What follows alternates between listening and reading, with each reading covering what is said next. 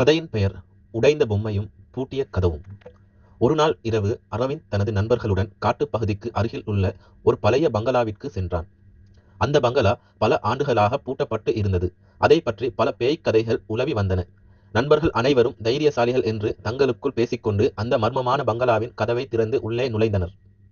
உள்ளே ஒரே இருட்டாகவும் தூசியாகவும் ஒட்டடையும் நிறைந்து காணப்பட்டது. ஜன்னல்கள் உடைந்திருந்தன. மர சாமான்கள் சிதைந்து கிடந்தன. நண்பர்கள் தங்களுக்குள் பேசிக்கொண்டே ஹாலில் நடந்தனர். திடீரென்று ஒரு அறையிலிருந்து ஒருவித அழுக்குரல் கேட்டது. அவர்கள் அனைவரும் ஒருவரை ஒருவர் திகிலுடன் பார்த்தனர். யாராவது இருக்கிறீர்களா என்று அரவிந்த் மெதுவாக கேட்டான். அழுகை ஒலி மேலும் சத்தமாக மாறியது. நண்பர்கள் பயத்தில் உறைந்து நின்றனர்.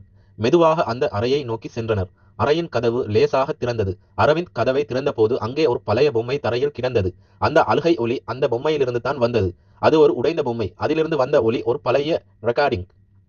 நண்பர்கள் அனைவரும் சிரித்து விட்டனர். அப்பாடா, இது ஒரு பொம்மையா என்று நிம்மதி அடைந்தனர். ஆனால் அவர்கள் திரும்பி நடந்தபோது பங்களாவின் பிரதான கதவு தானாகவே படாரென்று மூடியது. இம்முறை அவர்கள் சிரிப்பதை நிறுத்திவிட்டனர். அவர்களின் இதய துடிப்பு வேகமாகியது. அது யார் மூடியது? காற்றா அல்லது